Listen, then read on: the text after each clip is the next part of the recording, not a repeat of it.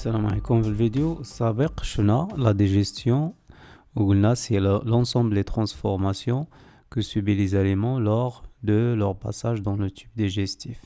Et à la fin de la digestion, on obtient des petites molécules qu'on appelle les nutriments. Mais c'est quoi le devenir du nutriment? Alors pour répondre à cette question, on va voir la quantité, l'évolution de la quantité de nutriments au niveau du tube digestif. Donc, la courbe qui les pourcentages des glucides, des lipides, des protéines présents dans le tube digestif. Alors, le tube digestif, c'est-à-dire la bouche, l'œsophage, l'estomac, l'intestin grêle et le gros intestin. Tu peux répondre à une question, décrire l'évolution de la quantité des nutriments dans le tube digestif. Tu peux mettre la vidéo en pause et essaye de répondre à cette question. Réponse. Alors tu peux remarquer ici, avant l'intestin grêle, ça c'est le début de l'intestin grêle, c'est ici.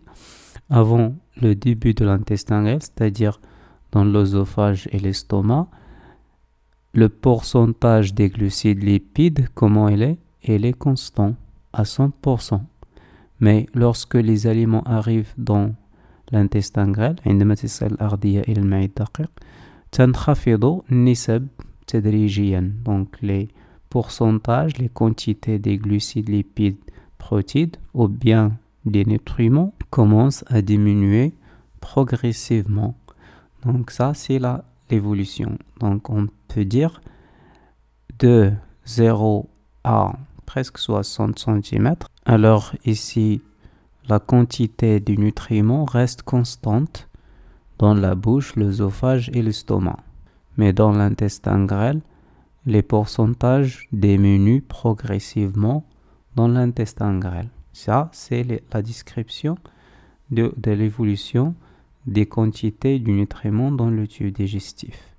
Donc, il n'y a pas de changement dans la bouche, l'œsophage et l'estomac, mais dans l'intestin grêle, on a diminution progressive, très forte تدريجي لمواد القيد اللي هما les glucides, le glucose, les acides aminés, les acides gras, les vitamines, etc.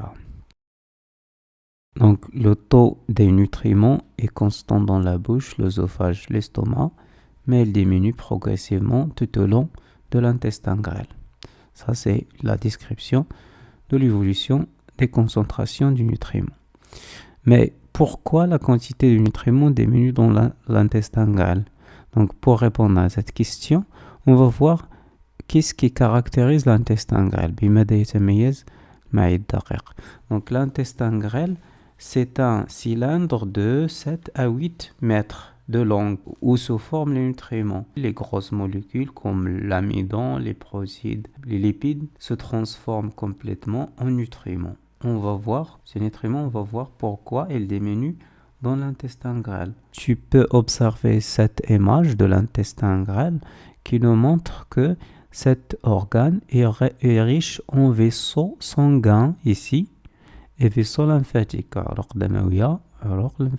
Ici dans ce schéma, on ne représente que le sang arrive à l'intestin grêle et quitte l'intestin grêle. Il quitte l'intestin grêle, passe par le foie et du foie vers le cœur. Il va se diriger vers tous les organes. Et aussi, tu as à côté des vaisseaux sanguins, tu as les vaisseaux lymphatiques. La lymphe, c'est un autre liquide qui se trouve dans le corps. Alors maintenant, on va répondre à la question pourquoi les nutriments diminuent dans l'intestin grêle. Pour expliquer cette diminution, cette évolution, on va voir ce tableau. Donc tu peux observer ce tableau. Ici, la concentration des nutriments dans le sang de l'intestin grêle avant un repas et après un repas.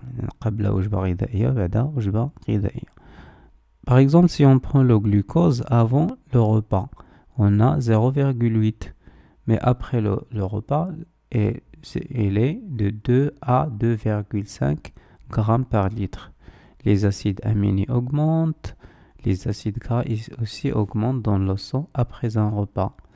Alors, pour expliquer cette évolution, on a vu que les nutriments diminuent dans l'intestin grêle. Pourquoi?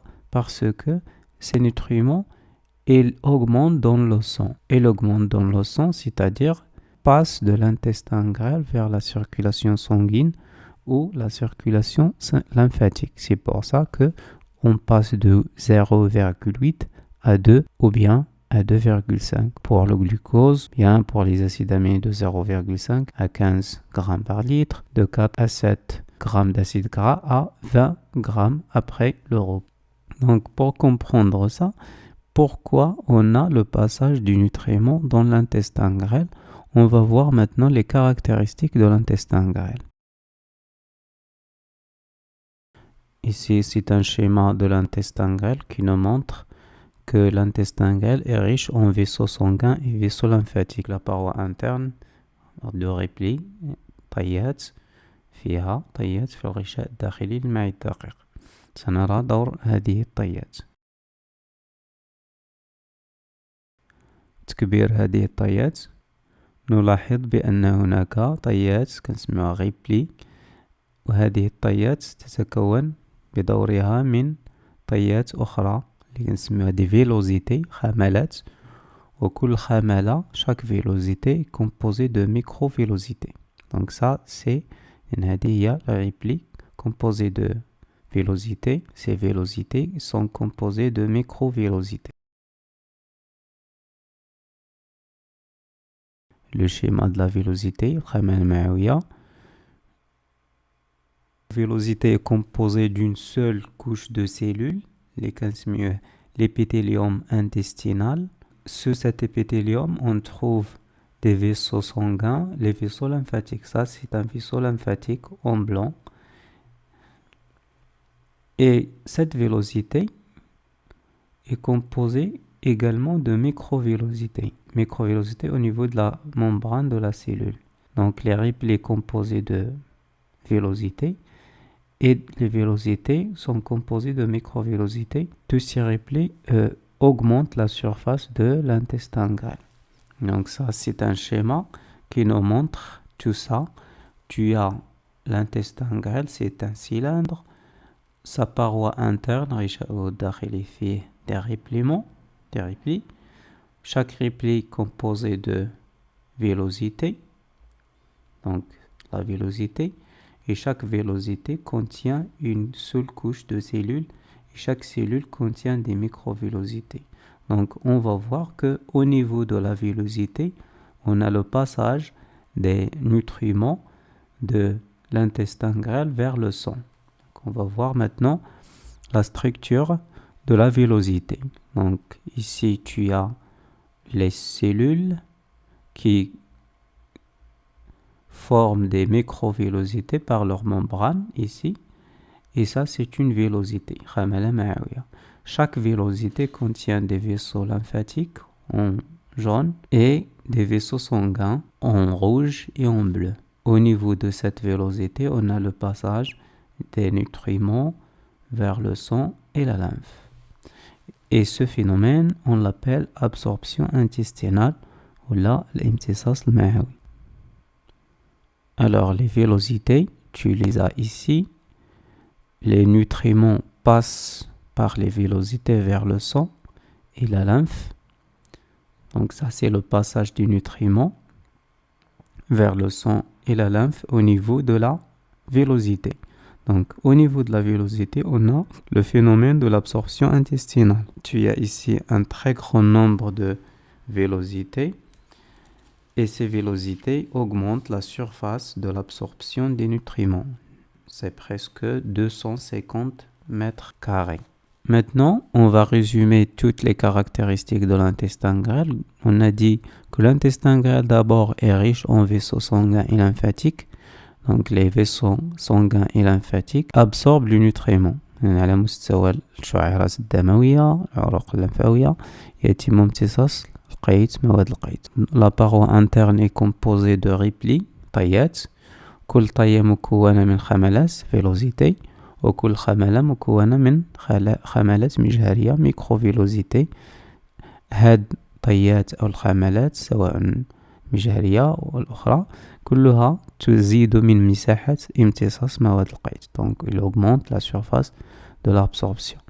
On a vu également que la villosité ou la paroi interne de l'intestin grêle est composée d'une seule couche de cellules et ceci facilite l'absorption du nutriment. On arrive maintenant à la conclusion. Le nutriment traverse la paroi intestinale.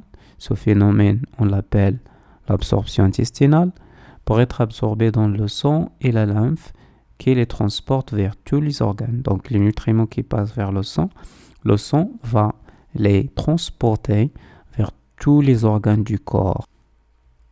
Et la question qui se pose, pourquoi les nutriments doivent être transportés par le sang vers tous les organes? Dans la vidéo prochaine, on va répondre à cette question.